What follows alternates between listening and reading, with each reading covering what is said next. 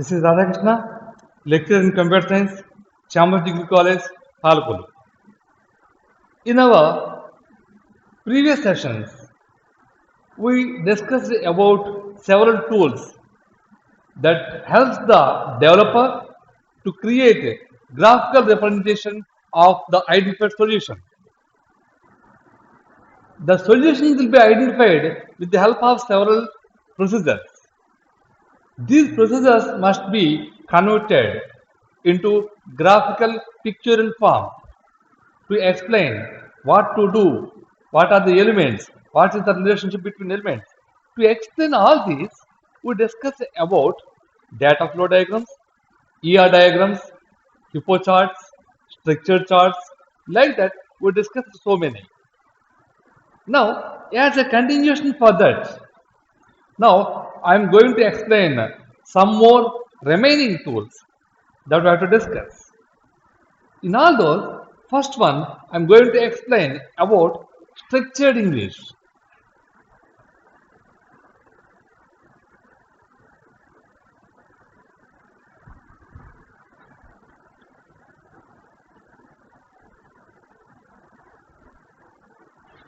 Structured English.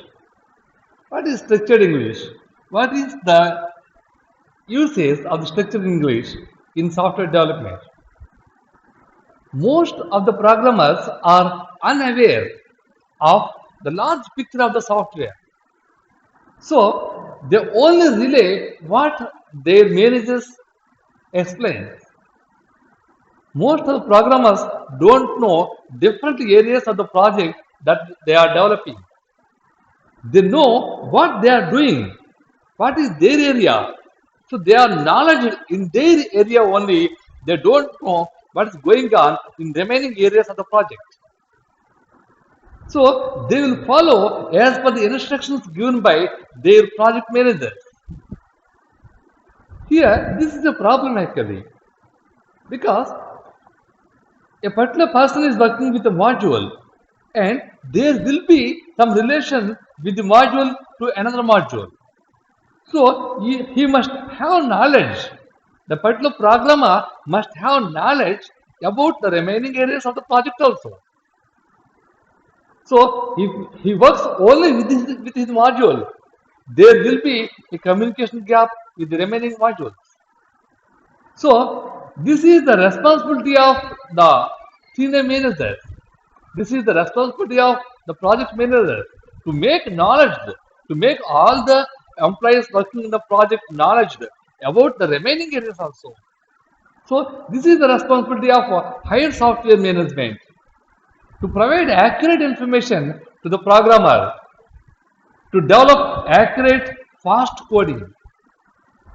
So the managers should give, higher software managers should give details to the programmers, what to do, how to do, what is the code they have to develop, all the details they will provide. So that is very, very important. That's why in this case, what is the role of structured English? Actually, these senior managers or software managers come with different types of tools, graphical tools they are using to explain what to do and how to do. So many graphical tools we discussed now. That is structure charts, data flow diagrams, ER diagrams, like that. There are so many several tools, graphical tools available. So these graphical tools they are using to explain what to do, what is the system, what is the interconnection between components, what are the relations between modules. All they are using, all they are explaining with the help of the graphical tools.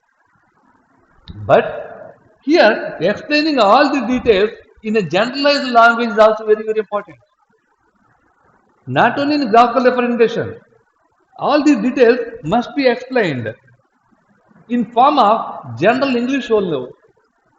They must use an English also. A general language also they must use. So analysts and designers came with another idea, another type of tool, that is structured English, that is used to explain what to do, how to do.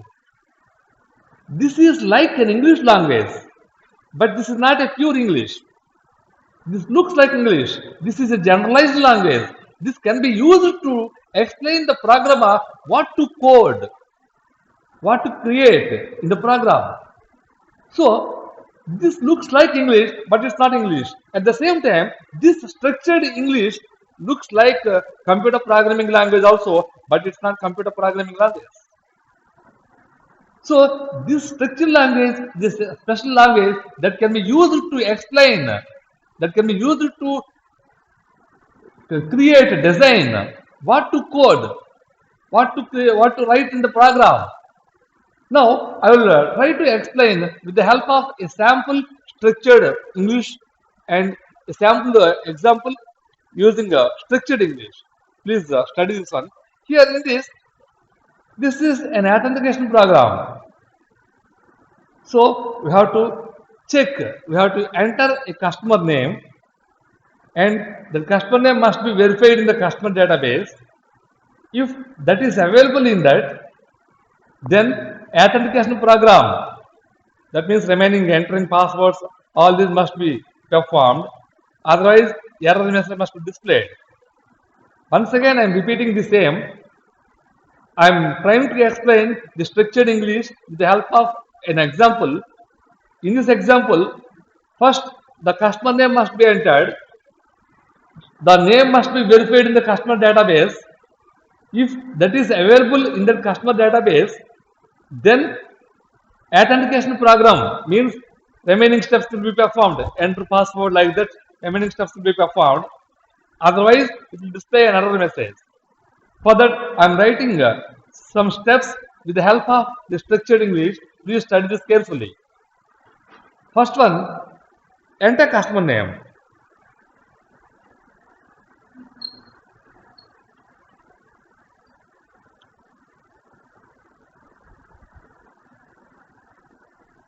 Okay, after entering customer name, what to do? Seek customer name. Seeking means you are trying to search. Where to seek? In customer name DB. I will write as a database. Seek customer name, the entered customer name in the customer name database. Then, if the customer name is found, if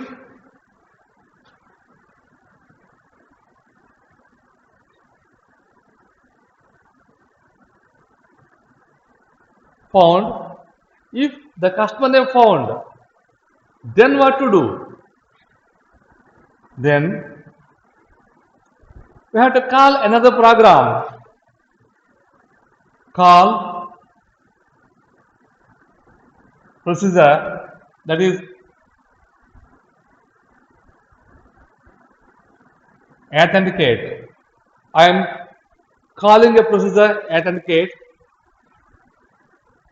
Otherwise, what to do? Just simply print error message. This is a simple example with the help of structured English. Please study this. And if you like a programming term, here in this structured English, here I used 5 steps. Some steps I used here. In this first, we are accepting, we are reading customer name. For that I wrote like this. Observe carefully. Here I used structured English. This is structured English. It looks like English, but it's not English. At the same time, it looks like a programming language, but it's not computer programming language. So such language can be used to explain what to code, what to create in program. Here see, I am reading customer name. After that, I am searching the customer name in the customer table, customer database. So I am saying write the code like this. Seek the customer name in customer table. If customer name found, if that name is found in the table, the name is found in the database, then he is a valid customer. So you are calling authenticate program. The program will be executed. That means if the program executes, it will ask you to enter password like that. If the customer name is not there, he is not a valid customer, so you need not go for remaining password steps. If the name is found, that means he is our customer. Then you are asking for his password. So that's why I'm calling a procedure authenticate.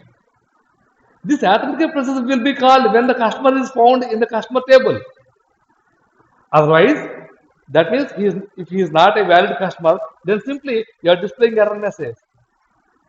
Like that, what to do, what to create in the program, that we can explain with the help of an ordinary language, with the help of a general language.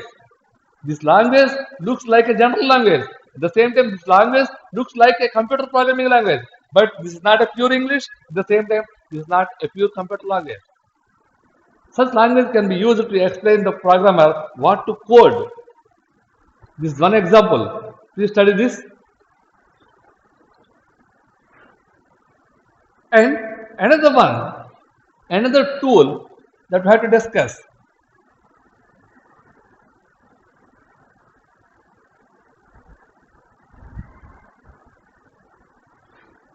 That is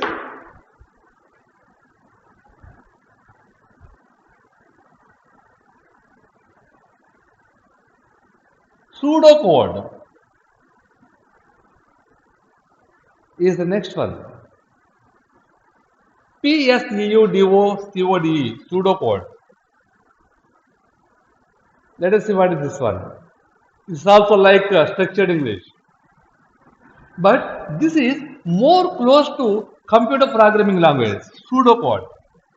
Pseudocode is written more close to computer programming language.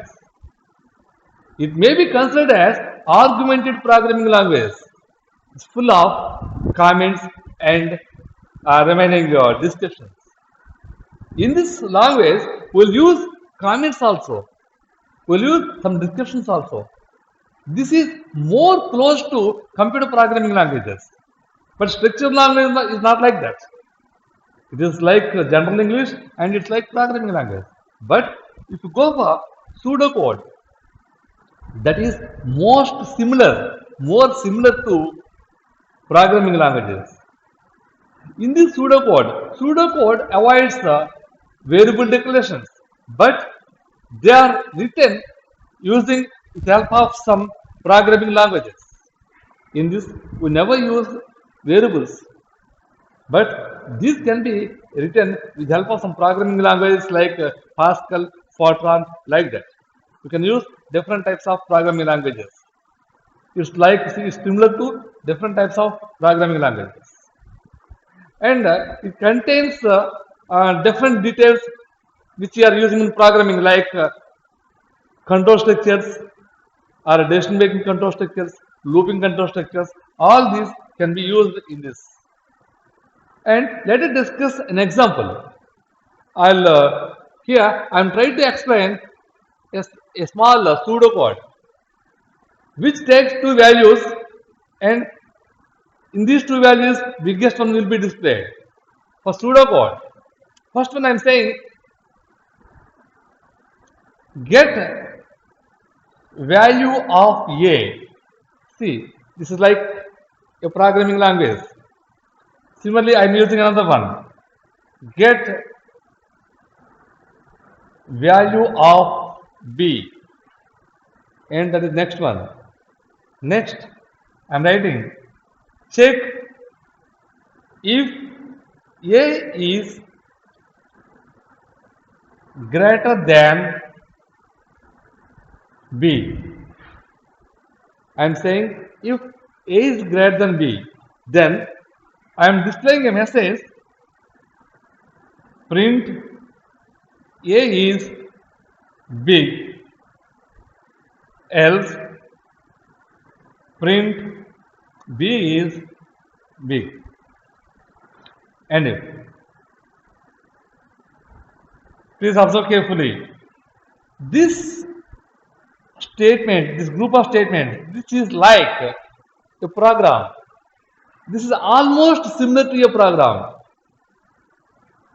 Here, if you observe terminology in this one, this is most close to computer programming language.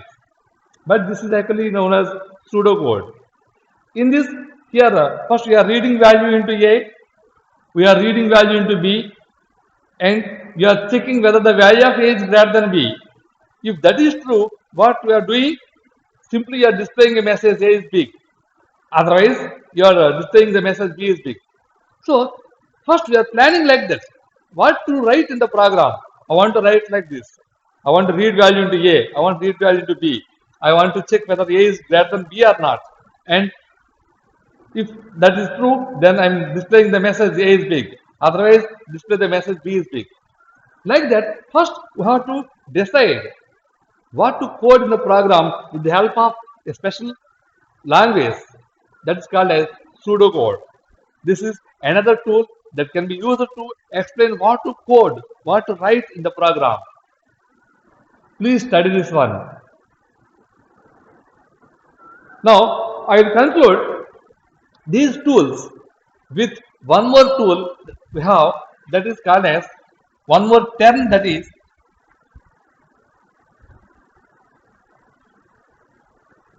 data dictionary.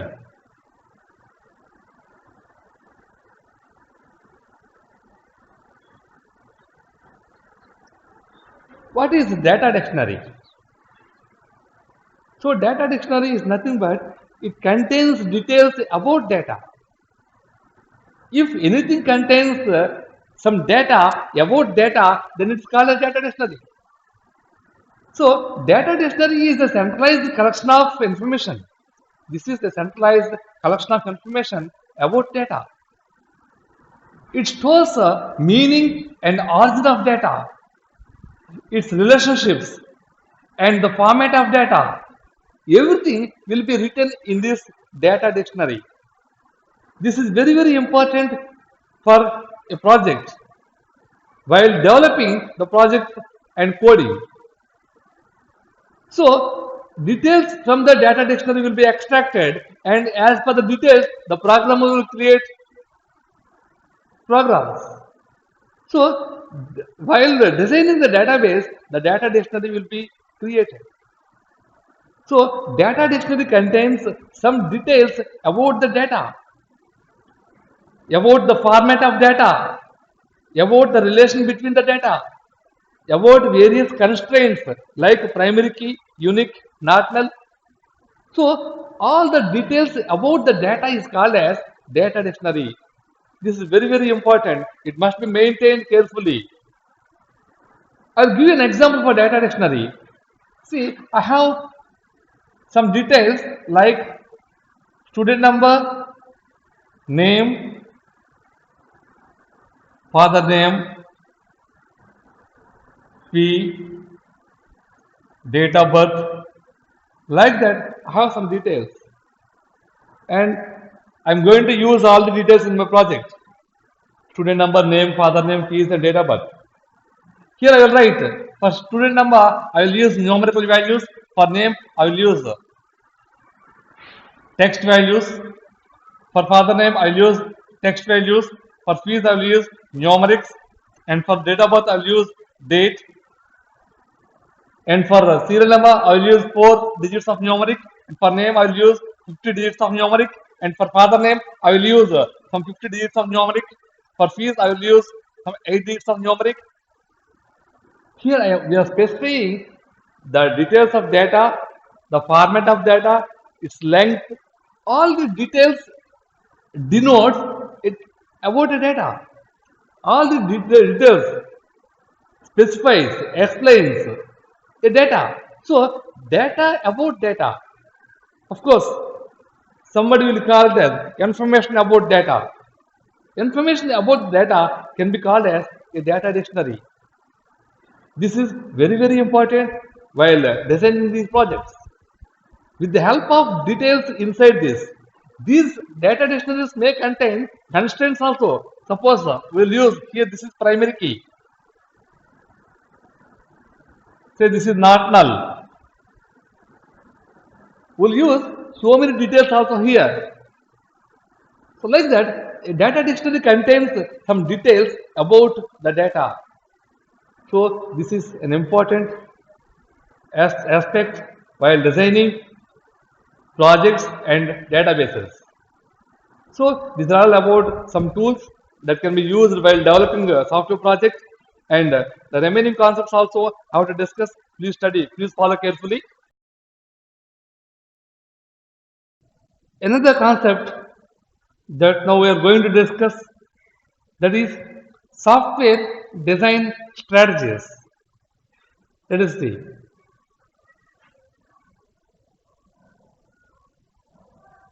Software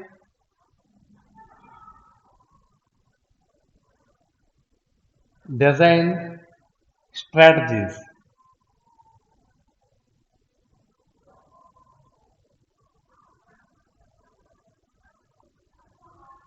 Now, in all the previous sessions, we are discussing about software development, how to gather requirements, how to design a model, how to analyze the requirements, how to design a model, and how to overcome all the problems that we are discussing. In all these stages, we did we did some work to get some clear understanding what to develop. So in all the previous stages, we gathered some information.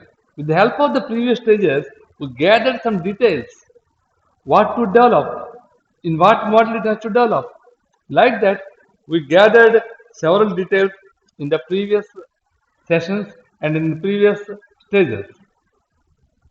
Here, the software design, actually, the software design, how we can define software design.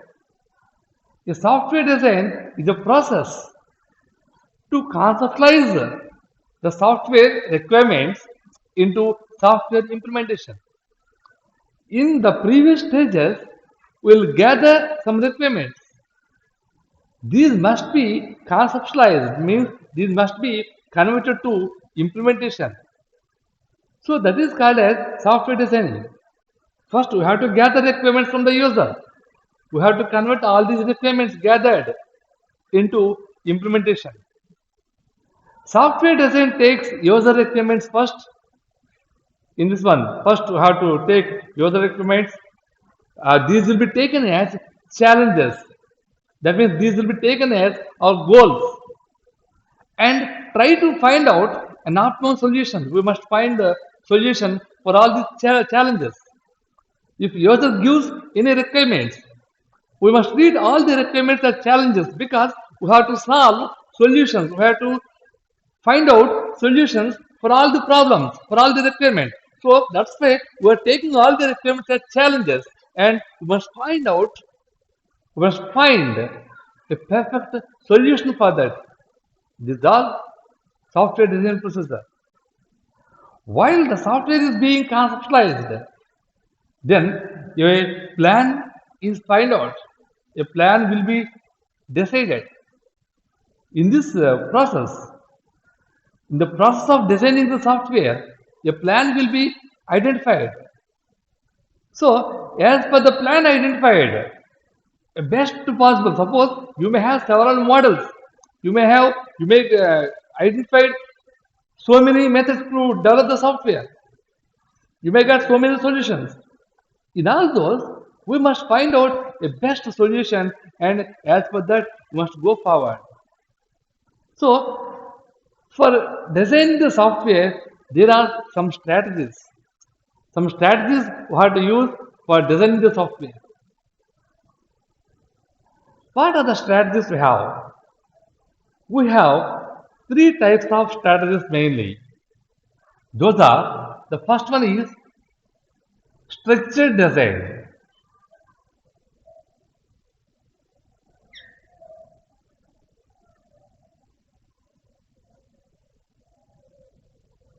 That is the first one.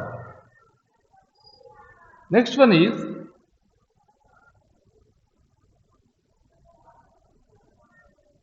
function oriented design. And the third one is object oriented design. Let us discuss each strategy in detail, in which strategy, in which method we have to design the software. Let us discuss one by one. First one is structured design. What is structured design? The structured design is a conceptualization of problem into several well-organized elements of solution. This conceptualize the problem into well-organized. In this, the problem will be organized into number of small parts.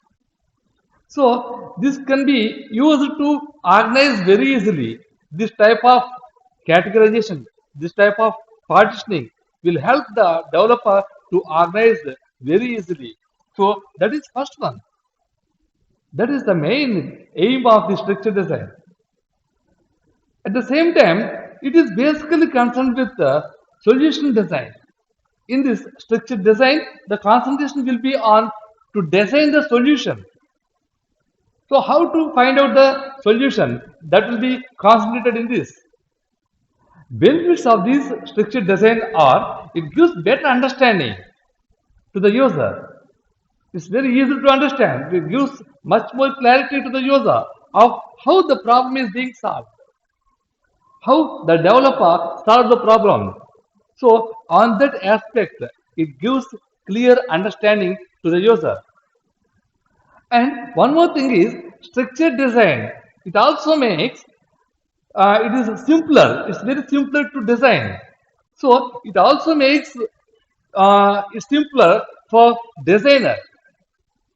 It's very simple for the designer to create, to concentrate on the problem more accurately. This gives the programmer to concentrate on the problem more accurately. So this is to conceptualize the identified solution, and this is to give more clarity, better understanding approaches. So all the facilities are there in this structured design. And we have one more type of design that is called as function-oriented design. So this is another approach we have to follow. What is function-oriented design? In function-oriented design, the system contains, our proposed system contains many small subsystems. This is comprised, it contained so many small subsystems known as functions. So our system will be divided into small subsystems, and these small subsystems will be called as functions. These functions are capable of performing tasks. These functions are capable of performing different tasks, significant tasks in the system. Each function will perform a task. Like that, this will be divided into number of functions. So the system, in this method, the system will be treated as, in this method, the system will be considered as a top view of all functions. So the system will be on the top and the functions or sub-functions will be under the top view. So all the system will be classified, will be divided into functions. Each function will perform a specific task. In this function-oriented design, it inherited some properties of structured design, like divide and conquer rule. So in this, the properties of structured design also used. In structured design, as we discussed, that is the concept of divide and conquer rule. So this function-oriented design also is having the properties of structured design. That is, one property is divide and conquer rule. So this mechanism divides the whole system into small functions. So in this function-oriented approach, the entire system will be divided into small parts. That is another approach that we have, that is function-oriented design. And what to do in this function-oriented design procedure? We have some steps to do. So I will give you some important activities, some important points to be in mind while designing this function-oriented design. In this, the whole system is seen as how data flows inside the system. Here, we must see how data is moving from one area to another area by means of data flow diagram. With the help of data flow diagram, we have to see how data flow from one area to another. It must be in mind. For that, we have to use data flow diagrams. Here, the entire system will be logically broken. This is logically broken into small units. So, already as I said, the entire proposed system will be logically divided into functions. So, this entire system is totally based on functions. That's why it is called as function-oriented system. Here, everything will be divided into small units, but here, each small unit will be called as a function. Every function will perform a specific task. So, it's called as function-oriented design. This is another approach. And the last approach, we have object-oriented design. We can call it as OOD, object-oriented design. What is there in this object-oriented design? In object-oriented programming, we have some terms. So, here, this object-oriented design totally works with the help of classes and objects. Here, a class is nothing but it contains number of methods and some data elements. So, around these classes and objects, this approach will be moved. Here, everything is based on objects. Let us see what is an object, what is a class. Here, we have to discuss some terms. First one is object, class, encapsulation,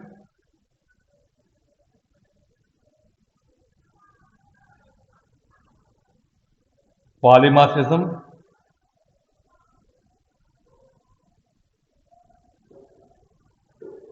inheritance,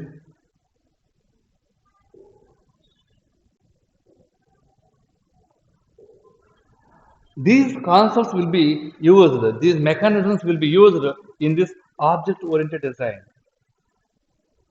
First of all, let us see what is a class. A class contains several methods. At the same time, it will be grouped with data also.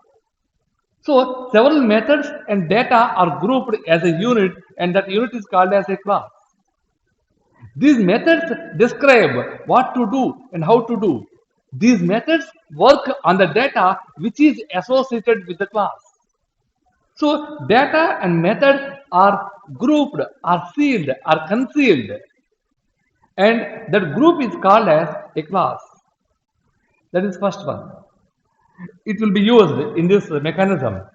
And object, what is an object? We can define object as instance of class. If anything is created of type a class, then it can be called as an object. That object will get all the properties of specified in the class. The class may contain several properties. That may be methods, may be data. With the help of this class, all the properties specified in the class will be applied to that object. That is another term we have to discuss related to object-oriented design or OOD. And encapsulation. What is encapsulation? Writing a class is nothing but encapsulation. Grouping data and methods as a group is called as, and then it will be created as a class, and it is called as encapsulation. So, all the methods associated in that class will access data which is associated in the same class. So, methods associated in the class will access the data associated in the same class. Here, not only encapsulation is not only grouping data and methods. Encapsulation is nothing but it can hide data also. It can prevent data to move freely outside the class. We cannot use data outside the class. We can control like that. It's nothing but it's like a security. So with the help of this security, the security can also be called as data hiding.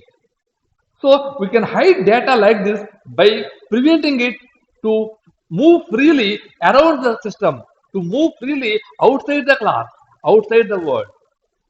So that is encapsulation. And we have polymorphism. Another term we have to discuss about object-oriented design. In polymorphism, what is polymorphism? Poly means many, morphism, the sense change. Here we can write functions with the same name, but which takes different types of arguments or which takes different arguments. In this OOD, we can use functions of same name. We can use same functions, but each function accepts different types of objects, different types of arguments. Those arguments may differ in their data type, may differ in their count. Like that, one instance, that means one item, means one function accepts different type of arguments. You can write different versions of functions with the same name. I can write a function with the name A for 10 times, but each time one version will take one type of arguments, another version will take of A will take another type of arguments. One version of A will take two integers, another version of A will take two floats, another version of A will take four long integers. Like that, there will be some difference. There will be difference in the arguments of that function. Like that, by maintaining difference in these arguments, we can write functions with the same name. That is allowed in this object-oriented design, in this approach. That is called as polymorphism. Poly means many, morphism in the sense it can change. One instance shows different behaviors in different instances. That means in our example, the instance A is showing different behaviors. That means when I pass two integers, it behaves in one way. When I pass four floats, it behaves another way. Like that, based on the arguments we passed, it behaves differently. That's why I am defining like that. How I am defining? One instance shows different behaviors in different instances. That is called as polymorphism. This is another concept that is an object-oriented design. And last one is inheritance. Inheritance. That means acquiring the properties of an existing class to another class. That means suppose I have a class with the name A. This class contains so many properties. Already proven. Those methods, so many methods are there in that class. All those methods are verified, debugged, no errors are found, everything is working good. In this case, I am writing another class with the name B. I want to use all the properties of A in this B. B is also having its own properties, B is also having its own methods. But along with these existing properties, I want the properties of A also in B. I want the methods of A in B. For that, we need not write the same methods again in B. Simply, you can inherit the properties of A into B. Then automatically debugged, verified, proven methods from A will be directly sent to B. You can inherit the properties of A to B. In this case, A will be called as parent and B will be called as child. So we can inherit properties of a parent into child. So you need not write the same code again and again in B because the same code is already used in A. It's already proven in A. It's already debugged, verified. It is error free. So you need not write again and again and B. Simply you can inherit. That means simply you can acquire. That means B is acquiring. B is getting the properties of A. Properties in the sense methods, data, all these will be inherited to B. This concept is called as inheritance.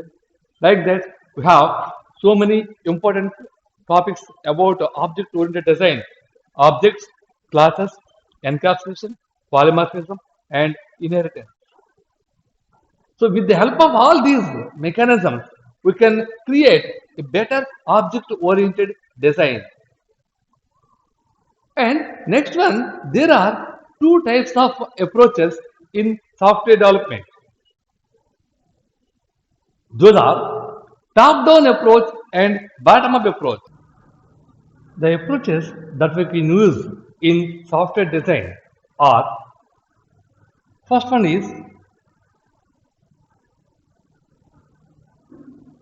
top-down approach.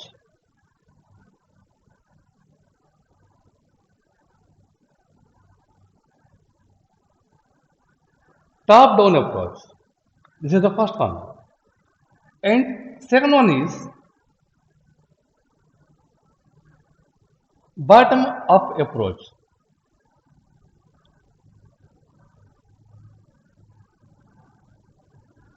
Top-down approach and bottom-up approach. Let us see each one. First one, in this top-down approach, the entire system will be decomposed as small units. That means if you take a system S1, it will be divided as S2, S3. Let's say some names. Again, it will be divided.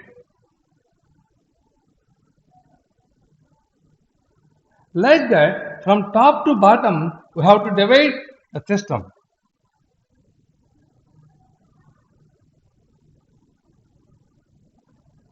So, top to bottom, we have to separate each part, each item. Like that, you can divide. This is top-down approach. This helps the developer to decompose the entire system into number of units, and they can manage. Actually, this partitioning will help the developer. Anywhere you must partition the work. You should not try to complete the entire work as a whole. The work must be partitioned. Then only the developer or the person, those who are working with that, can easily manage it. So, if you have a large work, then that large work must be divided into partitions. Then each partition must be solved one by one. So, in this top-down approach, the main system will be divided into subsystems, and every subsystem will be again divided into subsystems. It will be divided like that as per the requirement up to end. So, this is most useful when we are developing a project from the scratch. Means you are developing the project from the beginning to ending. There is no previous software similar to that. So you are preparing everything. Then we have to use this system.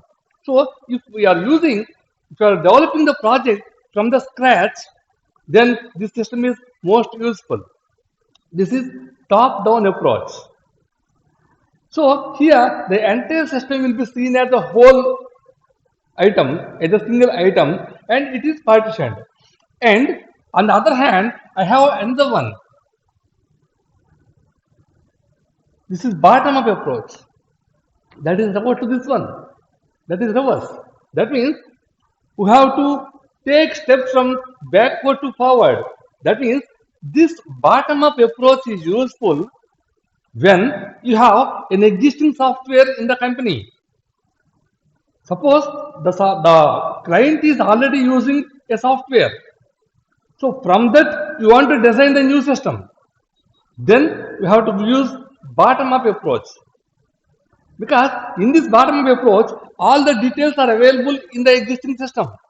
So using those existing systems, we have to construct the top level system. So when the client is already using an existing software, now you want to gather requirements or details from that existing system. You are using the support of that existing system. Then we have to use this bottom up approach. So this approach is most useful when we have an existing system. Like that, we have different types of approaches. These approaches can be used based on the situation.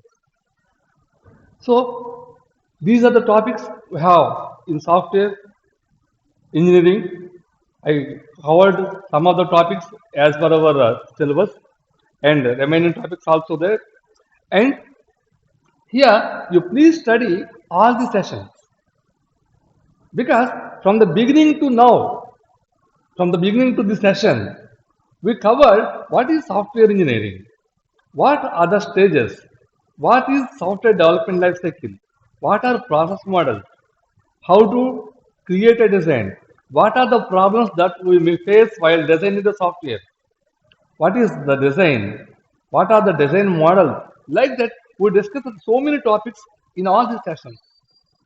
So I request all of you to please follow all the sessions carefully, continuously, again and again. Then it will give you clear understanding what is software engineering.